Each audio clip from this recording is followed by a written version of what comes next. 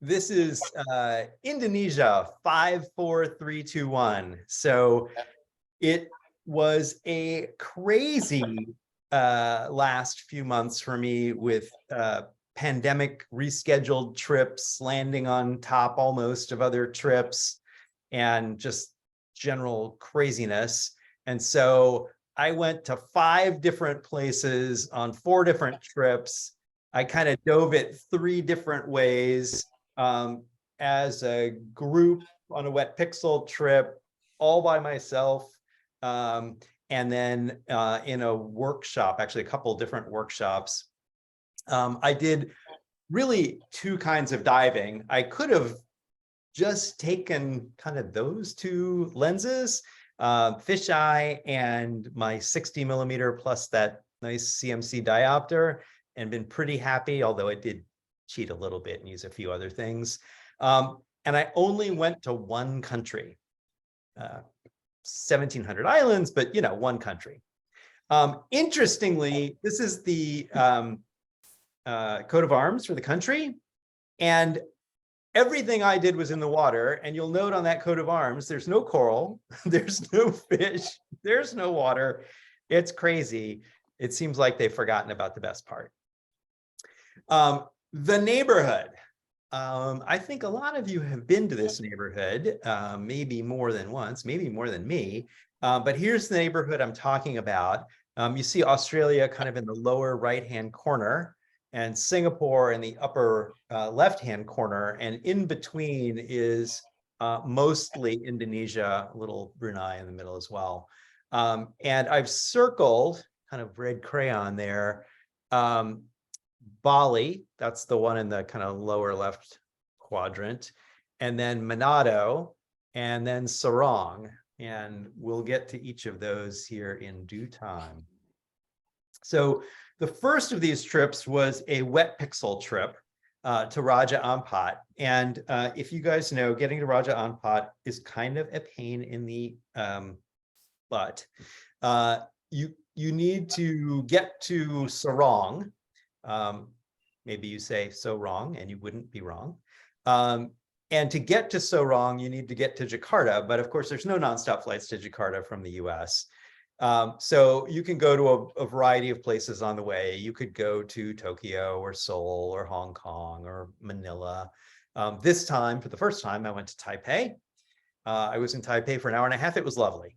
And then I went from Taipei to Jakarta, spent the better part of a day in Jakarta because the flight from Jakarta to Sarong is a miserable kind of red eye that leaves at midnight and gets in at 6 in the morning with a 2-hour time change. It's really only about a 4-hour flight. And you arrive bleary-eyed, tired, and ready to be done with traveling. The boat people pick you up, which is great, and they then take you to the boat. And at that point, the travel there is kind of no fun, but the boat is great. Wet Pixel, I've done this twice with Wet Pixel now. Both times was on Damai 1, which is a very nice boat. And even if you've had hip replacement, I think it would be an easy boat because they try to help you put on your wetsuit. I'm like, no, I can put on my own pants. But it was definitely full service kind of deal. You go in and out of Sarong, so you make the loop kind of down clockwise, starting from Sarong and kind of going down to Misul and then kind of back up and around. And lovely places to dive all along the way. And at that point, you get on the boat and welcome back, and you feel awesome. The views out of the water are pretty nice too. You see some tanks in the lower left corner there, and looking out at a nice sunset. Of course, you get your dive briefing, and you hop into small tenders and dive. It's the usual little board plan: eat, sleep, dive, and repeat. It's a great drawing. I'm sorry? It's a great drawing. Yeah, all of their drawings are pretty detailed and good. And there is a little current sometimes, so it is helpful to know like where you're going and you know, what you need to duck behind. It was just pretty. When we were not diving occasionally, we would like wade ashore and see kind of an interesting little island. This is Mark Sturer. So one of the things I did on this trip, besides take pictures, was recruit 2 more NCUPS members, and Mark is one of them. His wife Martina is the other. So they've joined, and I'm hoping we're going to convince them to do a presentation on Antarctica, which they've been to diving. And I've seen some of their pictures and they are amazing. But that's for another time. That's a jetty that we dove under. It's just a nice sort of pretty view of it. And that same island, we got a tour kind of led by some of the local kids, and saw these guys playing in their yard with the big machete and the coconuts. And come on, Lightroom.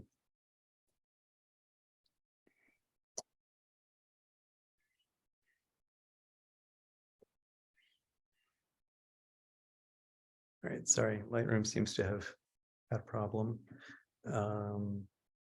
There we go, back. Did the kids use the machete to open the coconuts themselves? I'm hoping the kids don't use that machete by themselves. All right, enough topside, time to jump in the water. This is why I go to Raja.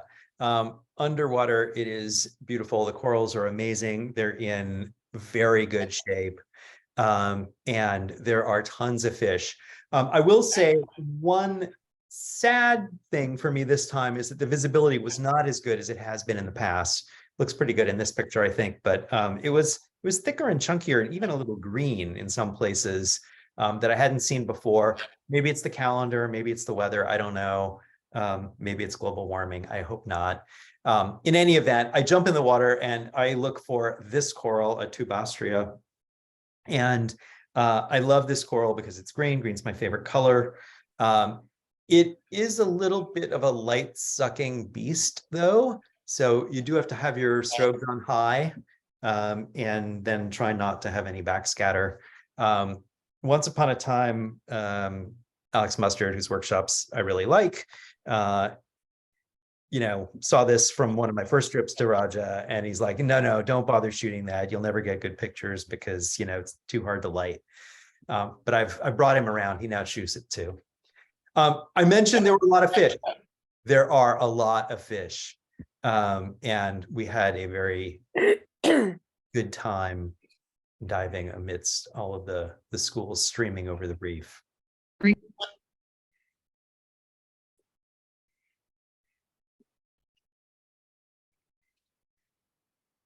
And again, sucker for the green coral. This was a day where the visibility was particularly challenged. So this is us down at probably 80-ish feet, looking up through this giant school of small fish, and the mobulas were racing around, and you could hear the fish changing direction as the mobulas hunted them and ran away from them. It was absolutely amazing. The mobulas had some big friends as well. And so this is, I think, on Magic Mountain, which is one of my favorite dive sites, and a big black manta. There are things at the other end of the spectrum too. When I think of Raja, I think of wide angle, and had a great time, you know, diving there, shooting wide angle. There is, however, macro to shoot. So if you want to shoot little shrimp, they have them, and they are there to shoot. Here's an octopus, not macro at all. This was a big guy who was about to launch off of that piece of coral when he saw me. Or maybe she, I'm not sure. The usual friendly anemone fish. There's pygmies. And here's one who is absolutely ready to pop. Big belly. And so those were with the polyps in. This is with the polyps out. I know that it's fashionable to have the polyps out, but I got to say I actually prefer the polyps in. I think it works better with their camo. Teeny little triple fin.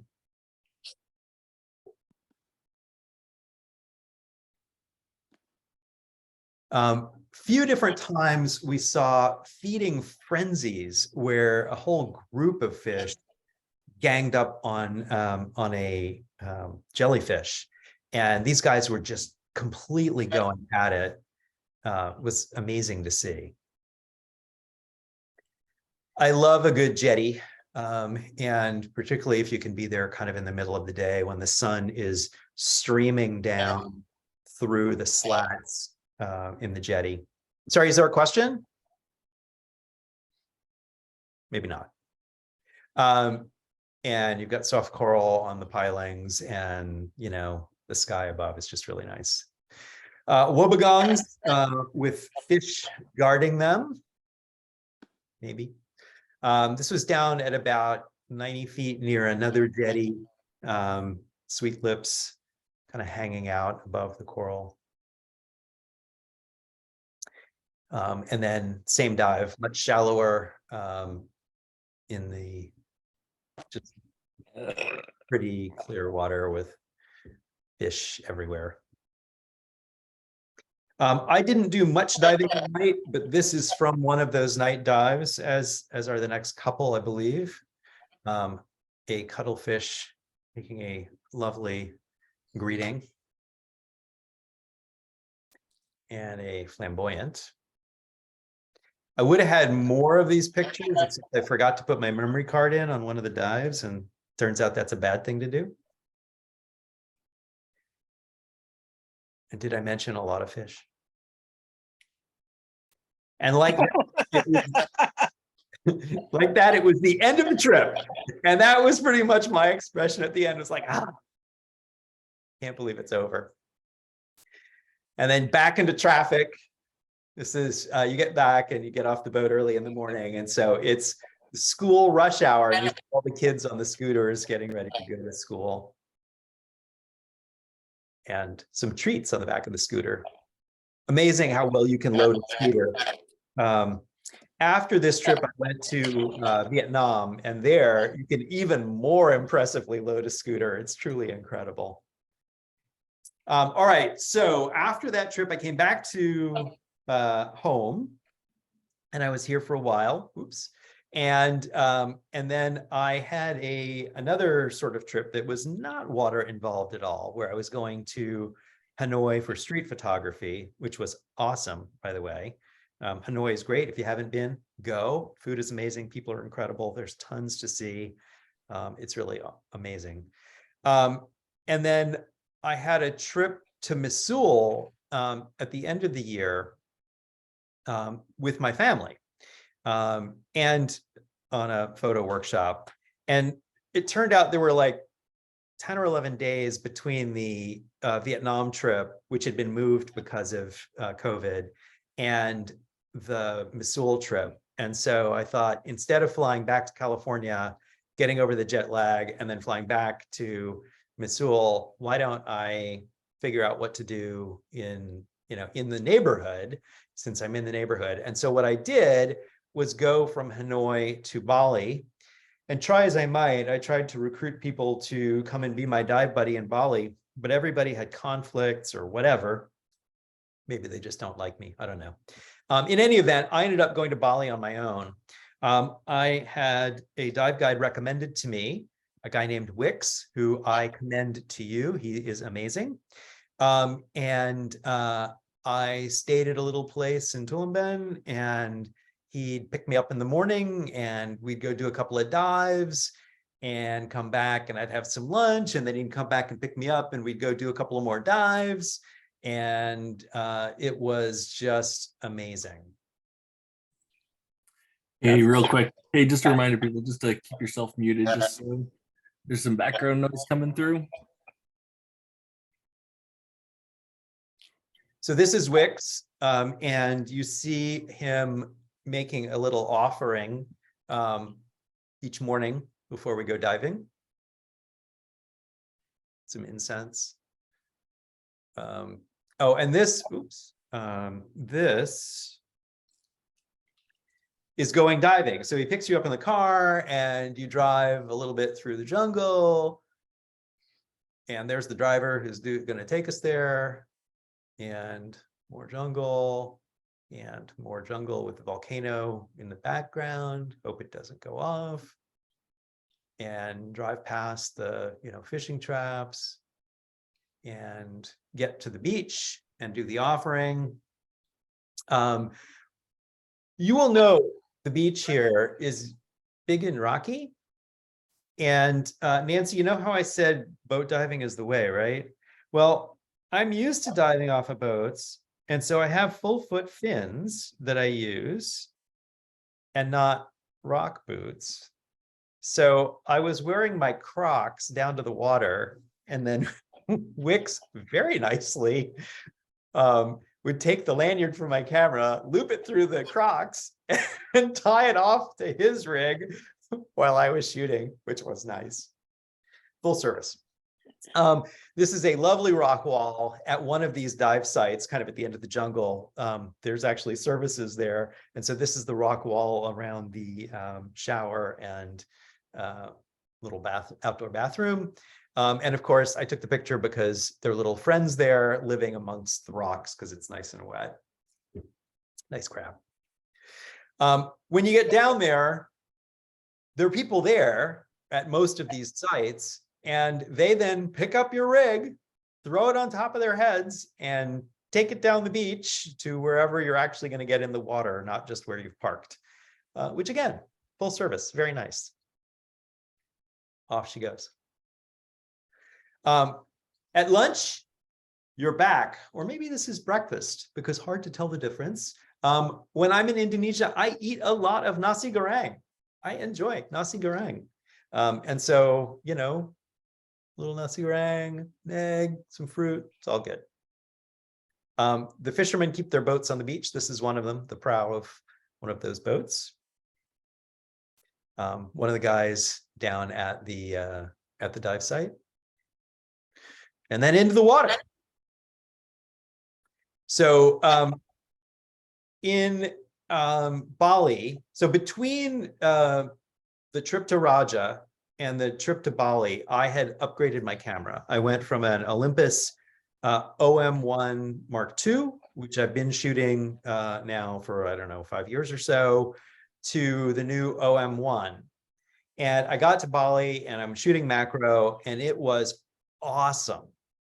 And the autofocus was definitely better. Camera's great. Had a wonderful time shooting a ton of nudibranchs of every possible kind, color, shape, you name it. Some non-nudibranchs. Here's a hairy shrimp with eggs. So many different kinds of nudies. Mating, harlequin shrimp, lots of things with eggs. This is neither of those. It's a crinoid. I just like the way it looks. Another nudie. More eggs with nudie. Some little frogfish too. Tiger shrimp.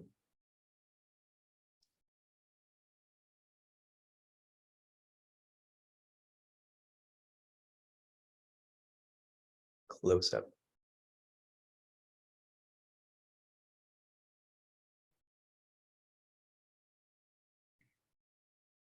Like this guy looks like he's ready to make a speech into that stick.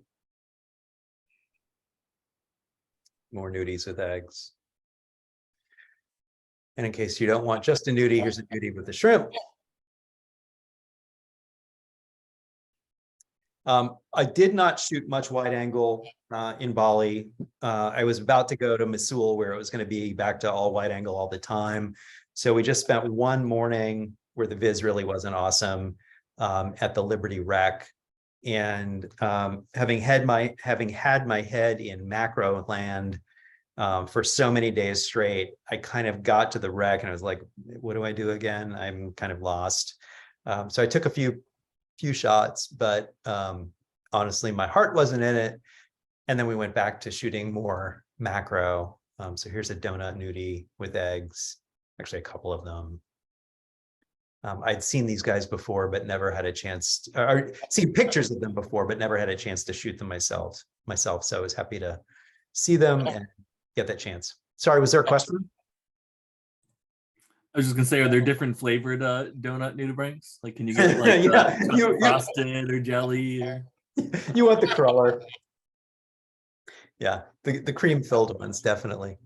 There were other things besides nudies. So here's porcelain crab with a anemone fish kind of peeking in from the back, and a seahorse, and a different color seahorse, and two seahorses together. I mean, you know, you can never be too tired of seahorses. Never.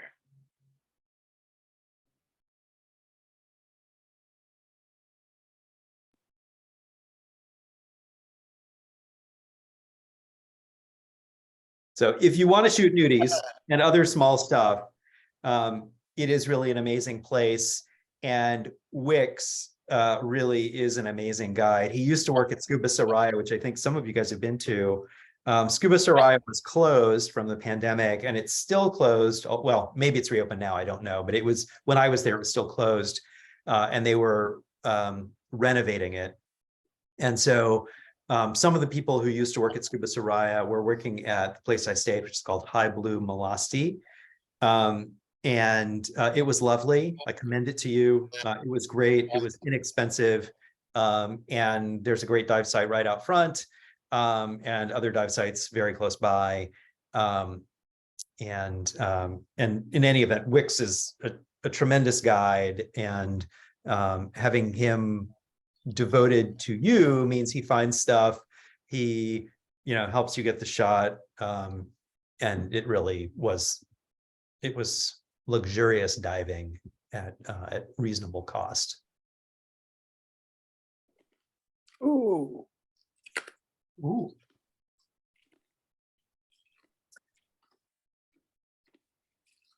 And just like that, again, you're done. So I had paid in advance for some stuff. Like I think my room I'd paid for, but obviously not any of the food and what have you while I was there. And the diving itself I hadn't paid for. So I was going to need to pay Wix for him and for, you know, renting tanks and all that sort of stuff. This is an enormous wad of money, or at least it looks like an enormous wad of money. And I guess it is a big wad. It's just not worth a lot. That bill on top, the 100,000 rupiah, is the biggest note they have. It's about a $6 bill. So if you're going to pay for lots of days of diving and tanks and what have you, you need a big bag, a big pile of money. It's like the song says, a 10-pound box of money. One of the truly lovely things is that Wix, that's him over there on the right, invited me over to his house. That's his wife, also standing next to him. And she made dinner. And we had dinner kind of outside in the backyard by their house. And it was absolutely lovely. They couldn't be nicer people. And if you're thinking of going diving somewhere, Bali is a great place. And Wix is a lovely person, a great guide, and would be thrilled for you to come and dive with him. It was delicious. All right, so from there, I should have gone home, right? But I got to meet up with my family. And so they came from San Francisco, flew to Tokyo, flew to Jakarta, spend, you know, most of the day in the hotel in Jakarta, get on that midnight flight to fly to Sorong. I met them in Jakarta. I got cheat and come from Bali, so it was easy for me. And then we all went together to Sorong. You get to Sorong, and again, the not this time boat people, but the people from the Missoul Eco Resort come and meet you at the airport. They bring you to their office in Sorong, where you have lunch, or excuse me, where you have brunch, breakfast, kind of hang out and wait for the boat to arrive, because the boat is going to take you from Sorong to Missoul, which, if you remember that picture from earlier on Damai, was kind of all the way down, kind of at the far end of where the Damai was going to go on that like 10-day trip. So they come and get you on the boat, and it's a high-speed boat, and it then takes about 4 or 5 hours to get from Sorong to Missoul. You're very happy to get there once you get there. And you are rewarded for your trip, because it is a beautiful place. You see some of the overwater bungalows kind of in the middle of the frame. The place where we were staying is actually behind us, kind of out the bottom of the frame. And as you continue to walk around this kind of boardwalk over the water, you get to the main kind of lodge and restaurant and meeting area. That's it at night. It's really pretty. The lagoon, by the way, that you're looking in is also lovely and has some baby sharks and some turtles and some other fish that kind of come through. Every morning we got up and looked out from our room and saw the sharks kind of patrolling in the shallow water. It was lovely. And that's us on the pier, ready to go diving or snorkeling. My wife snorkels. So you know how it's bad to be the main character of the day on Twitter? Well, it turns out my lovely new camera, the OM1, is the main character of the day for this trip. So it was awesome in Bali, where I was shooting all macro. And I got to Missoul, and I was ready to shoot wide angle, and it completely did not work. So this is kind of the evolution of the camera that I had been shooting, but it has this terrible new design flaw where if you've got a high dynamic range scene, like reef in the foreground and brighter colored water kind of up and to the right, it darkens the frame so that it doesn't blow out the bright stuff, but it darkens the frame so much that the coral or the fish or whatever is in the foreground that you're trying to focus on is now the same color as the box the camera came in, this lovely black, which makes it really hard to see what you're doing, compose, and actually take a shot you like. And I wanted to take a shot like this, of course, where, my daughter is there in the frame as the diver model, and I've got my favorite green coral, and I just wouldn't have been able to see any of it except the blue water at the top of the frame. And that's a problem. Now, the good news for me is that my daughter was there and she was shooting with my old camera, and she wanted to shoot macro. And my old camera shoots wide angle just fine. So I said, here, you take the new camera, give me back the old camera, and we'll both be happy. And that is, in fact, exactly what we did. And so then I could shoot scenes like this and have pretty coral and fish with eyes in focus and be really happy. There she is shooting pretend. And there was great stuff to see there. So this is a little bit of macro that I shot. But mostly, I was shooting with the fisheye. Now, one exception is this is actually a shot from my iPhone. And it's not a great shot, but it's a great story. So this is standing on the jetty at the eco resort, looking down in the water. And the water here is about 2 feet deep. And you see 2 octopuses mating right by the dock. And they were down there for quite a while going at it. And Rachel, my daughter, actually got down on a paddleboard and was in the water near them and was shooting with her iPhone, which then of course died. So we don't have the great footage that she got. You only get what I got. Here she is saying, come on, let's go. The place is beautiful. The coral is in really very good shape. This was a photo workshop with Alex Mustard. And Alex, who's a marine biologist by training, started to see signs of a little bit of coral bleaching, but I would say on the whole, still in very good shape. One thing that is interesting to me is in the lagoon at Missoul, there are pieces of coral that actually stick out of the water at low tide, and they absolutely get broiled in the sun, you know, in the midday tropical sun, and yet they survive. They don't bleach, they live. So I don't, you know, I'm not sure how they managed to do it, but it gives me some hope that some coral can survive a little bit of warmer water. Lots of fish. One of the activities that I, you know, at every trip I try to do something that challenges me and makes me a little crazy.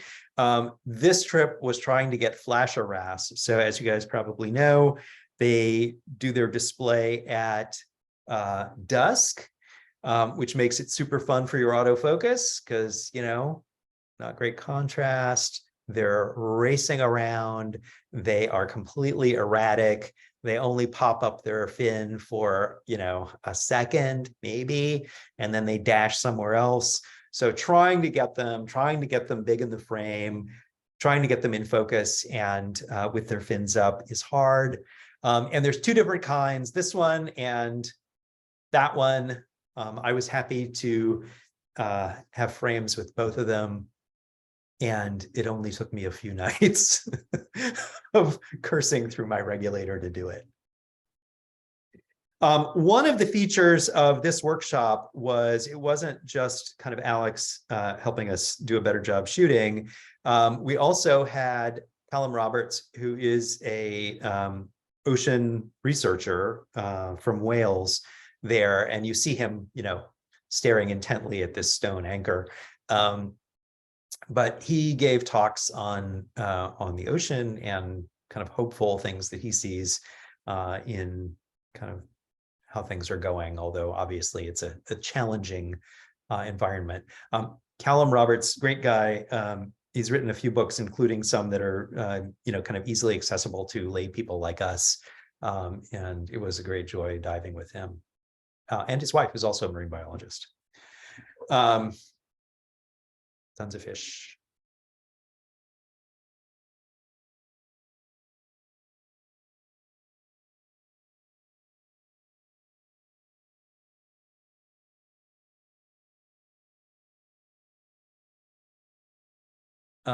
This manta, I think, is at Magic Mountain, which is one of my very favorite dive sites. So the Missoula Eco-Resort is very close to Magic Mountain, and it's got well, 3 levels that I know of that are cleaning stations for mantas. One's at like 120 feet. Of course, I'm not going there. One's at about 80, and one's up at about 30. And I have had good times shooting mantas, both at the 80-foot one and at the 30-foot one. In fact, the last time I was on the Wet Pixel trip, I think 2016, Douglas Seifert was on it as well. And he and I were kind of the last ones in the water at Magic Mountain. I think we ended up spending 2 hours in the water. At the end of it, I was just kind of floating on the surface. I'm not sure that I had any air left in my tank. And I was shooting down as he was shooting the mantas, and you would just see their backs, and it was amazing.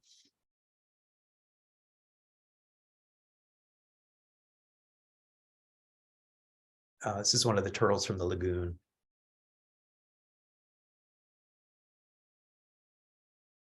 There were also, there was a big school of bumpheads that would come through the lagoon and totally stir up the sand, making it very hard to shoot them. This is out on one of the reefs. And this definitely not a great shot, but it was an amazing kind of behavior thing. So you see all of these fish, and I don't, it's like 1, 2, 3, 4, 5, 6, I like 20 of them, maybe more, I don't know, that just as a school kind of came in, and I think somebody must have laid some eggs, and they were just going crazy on the reef. Nice little pygmy.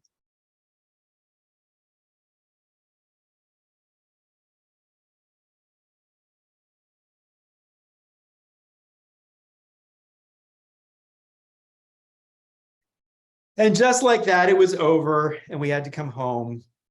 Getting home from the Masulico resort is an ordeal. So you pack up all your stuff and you get on the boat, you take the 4-hour, 5-hour boat ride back. You get to Sarong, spend the night in Sarong, and there's not really much to do. So you just sort of hang out and then wait to get up so that you can get the early flight in the morning to Jakarta. You get to Jakarta, and then you spend a night in Jakarta, or most of the day, I guess, in Jakarta, because you then have a later flight back to San Francisco. So it's, 2 lovely nights kind of on the way home, kind of doing nothing, but it gives you a chance to look at your pictures. All right, so now, oh, sorry, this is getting to Lembe. So as hard as it is to get to Sarong, getting to Lembe, which is very close to Sarong, is much easier. So you can fly nonstop from San Francisco to Singapore, and then there's a flight that dovetails pretty well to either the Singapore Airlines or United flights from Singapore to Manado. So 16 hours, 16 glorious hours on United from San Francisco to Singapore, and then 2 hours in the Singapore airport, and then it's another 3-ish hours to Manado. And so compared to the ordeal of getting to Sarong, much easier. I bought the flight as kind of 2 separate pieces. And so there's the United piece, and then there was a flight on Scoot, which Singapore actually owns. And if I had actually booked on Singapore, this would have worked a little bit better. But I thought I had bought myself lunch on the flight, but apparently had not. And then I was starving because God knows what time zone I was in. And so I had got to buy some Yoki truffle chips and a Coke, which is not my normal lunch. And then you get to Manado, and you're not quite there yet. So Lembe is over there on the right-hand side. It used to be a 2-hour drive, but now there's a new superhighway. And so it's only about a 45-minute drive from Manado to Bitung, to the dock, where you hop on the boat, and it's about a 10-minute ride across the strait to Lembe, and then you're at the resort. I was greeted on my way to the room by this lovely emerald friend. Remember him or her, there's going to be a theme. I said Wix was a terrific guide, and Wix is a extraordinary guide, really good. I would use him anytime and recommend him highly. These 2 folks are now good friends of mine as well. I've been on trips with them many a time. So the guy on the right was my roommate in Lembe, has been my roommate in Lembe before, a guy named Nick Moore. He is a dentist from the UK and an underwater photographer. So it's like he's perfect for the dentist in Finding Nemo. He could be that guy. Super nice guy and an amazing photographer. His work is beautiful. The guy on the left, wearing the t-shirt that says Oppo K, is in fact Oppo K.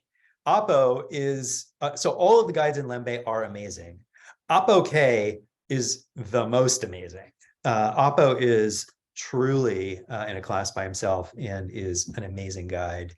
If you go there, ask for Oppo. On the left is my so-called dive wife, my dive buddy on many a trip, Kathy Holmes. Kathy and I used to shoot the same camera. We used to both be on Team Olympus, which is why we always got kind of put together. But she's long since gone over to Nikon. And the guy on the right is Alex Mustard. here getting a hair loan because he doesn't have much of his own.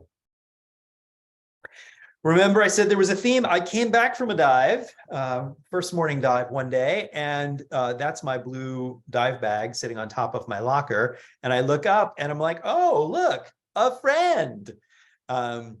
A python had decided to come and just hang out there. And honestly, I would have been good with him staying, but the staff thought it was, not good. So they took him and put him back in the jungle, but he seemed sweet. Oops. So my challenge for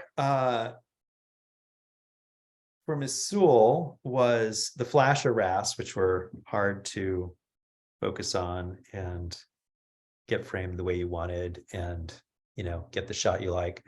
And my challenge for Lembe was similar. Also, find a subject that only comes out at dusk that's going to be hard for autofocus to work on and, do your best. So that is what I did. So my goal was to get a good shot of mandarin fish mating. And so here's a couple of them in and amongst the coral. I think the coral frames them nicely. I'd already been given the pitch, hey, you want them up in the water column against, clear water. But I thought this one worked out okay. And I liked it.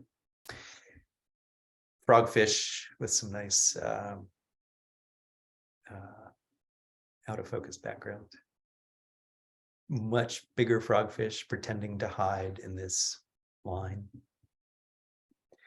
A shot that I might have put in for this evening, but I already had it in the talk. So here's an octopus hiding in a paint can behind a shell. A couple of Coleman shrimp on their fire urchin with what looked like a toupee of fish on top of the urchin. Mantis. And then down at about 90 feet, a Rhinopeus had been spotted. And so we all jump in the water. And of course it's 90 feet. So we're all trying to shoot the same fish and nobody has very much time. So I got one shot that I like kind of in profile. If I'd had a little more time and my wits about me, I would have shot head on as well. Seahorses. Nudibranch. I had seen this one. I've never seen one on the hoof before. I think that's true. But I've certainly never had a chance to shoot it very well. And so finally I had a chance to shoot it. I love the green and the orange and just think it's great. It looks like it's heading for eating what's coming out of the bottom here, but it's not really. It's just sort of on its way somewhere else. We did see some hairy frogfish. This one's got its lure out and fishing.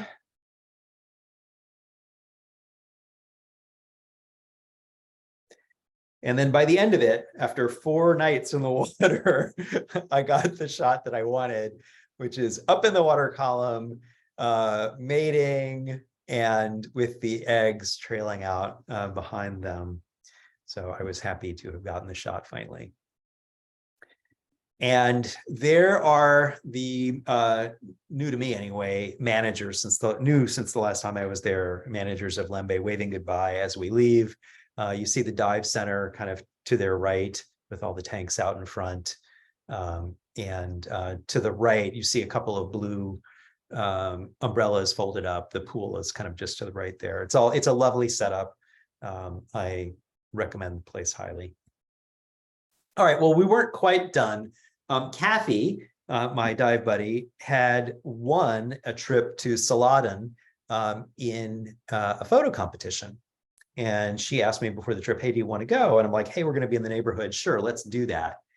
And if we had planned effectively, we would have been able to take a boat from Lembe around counterclockwise, around the top of North Sulawesi there, to Saladen, stopping at Bangka, which you see in the upper right-hand corner along the way, and diving 3 dives on the transfer. I mean, that would have been sweet. Sadly, the resort was going to be full. They needed all the boats. We didn't plan enough in advance. So, oh well, we jumped in the car and drove, or were driven anyway, back across the peninsula there, the top of the island, to, I guess, Bajo Kima, kind of on the main part of the island, and then hopped on another boat and went over to Saladin. There's Kathy, buy some fishing gear, kind of on the pier, ready to get on the boat to go to Saladin. Guys on the front of the boat. It's looking like kind of an ominous day when we get there. But, it's all good once you're there, because they greet you with a lovely passion fruit sort of drink. This one didn't have any rum in it, although I am pleased to say that they make one with rum, which is also very lovely. And that's the view out from the room. It's a lovely little accommodation. Fishing boats. And then into the water. And there are turtles in Saladin and Bunaken and Bangka. Living in California like we do, you go to Hawaii, there's turtles in Hawaii, and I'm like, yeah, I've seen turtles. There's plenty of turtles. I don't need to see that many turtles. There's so many turtles in Saladin. It was amazing. I had a very good time shooting turtles every which way. And I did manage to find a little bit of green coral with my favorite kind of subject in front of it, a nice orange fish.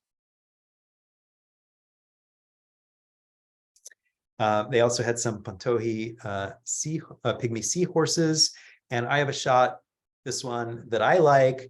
My friend Kathy has an amazing shot. So I had a little issue with my 60mm lens. So this was with a 30 and diopter, I'm sure. She was shooting a 105 and diopter, and she has this beautiful shot with a creamy background with the Pantohi, which I expect to see in some competition and expect it to do really well.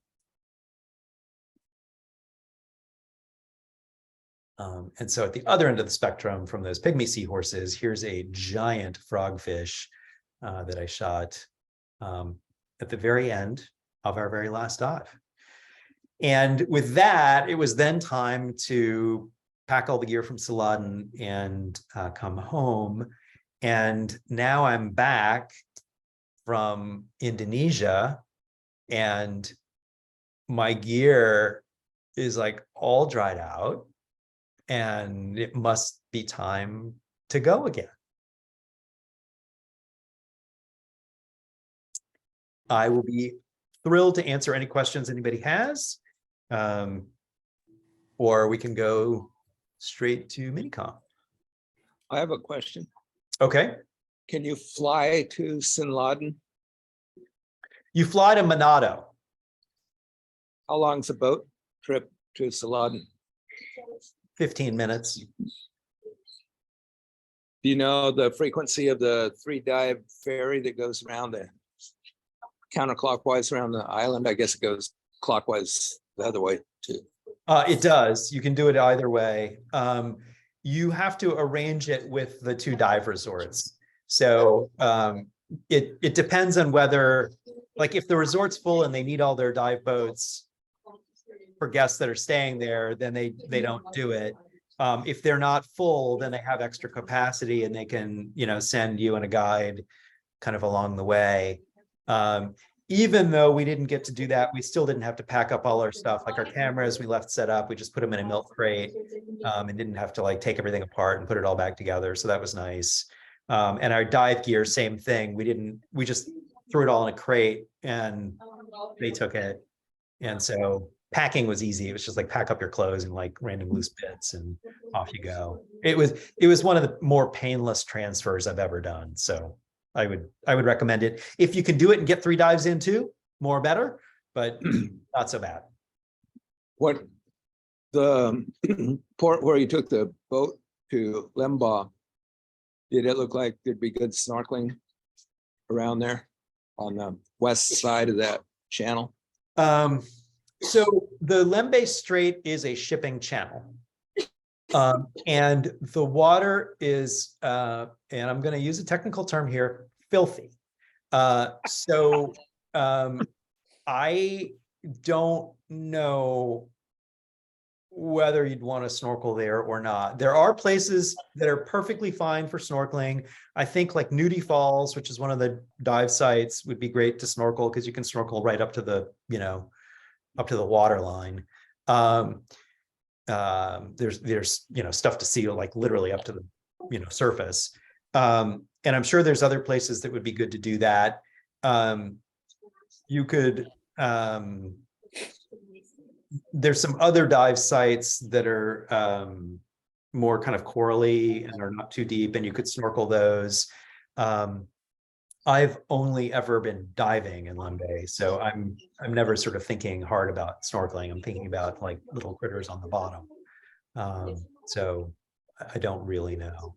There's certainly places in Saladen, Banca, etc., that you could snorkel that would be pretty kind of wide open sort of stuff.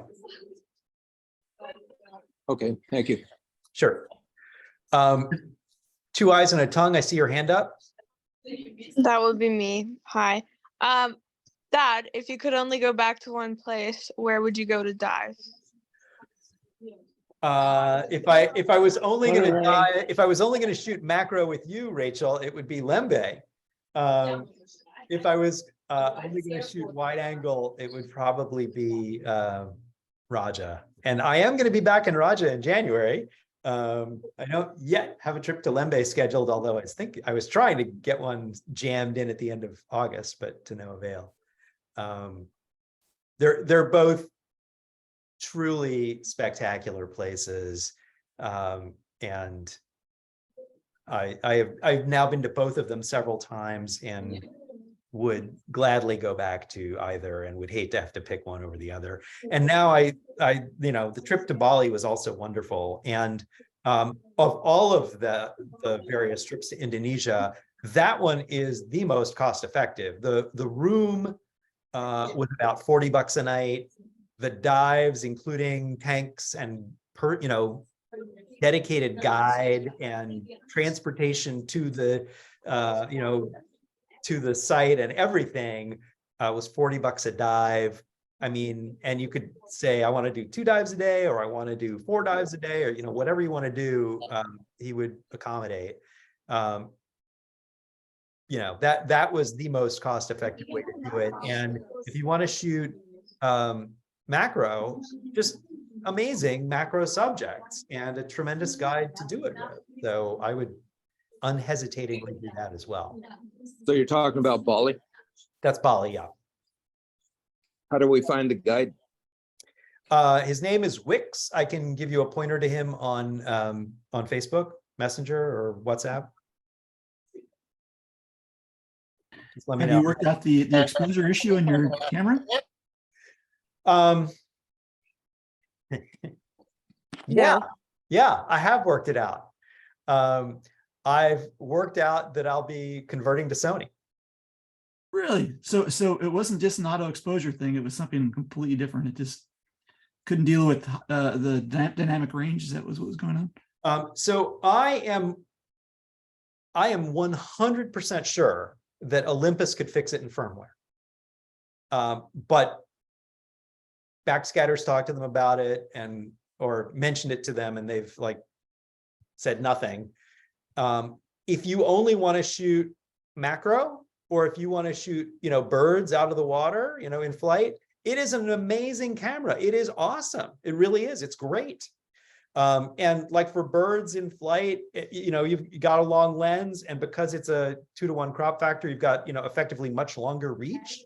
And it's awesome.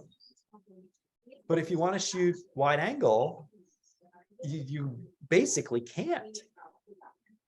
I mean, the only way that I could imagine that you could possibly do it is if you had some enormous Keldan video lights always on, 10,000 lumen or something, shining at the scene to, try to match the brightness. But I mean, that's a crazy way to shoot, right?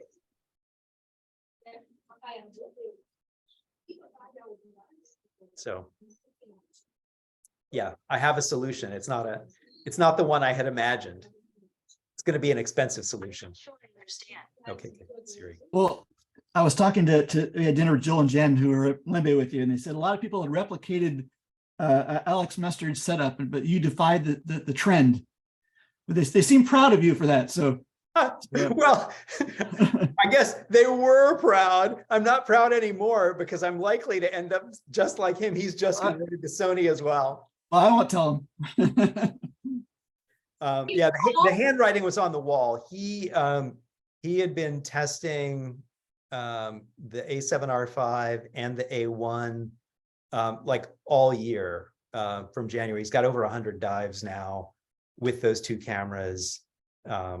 And he's written an article on WetPixel about how for the first time he thinks it outperforms his DSLR. So he's converting. Hey, Paul, how Yeah. come you didn't convert to manual from automatic? And just use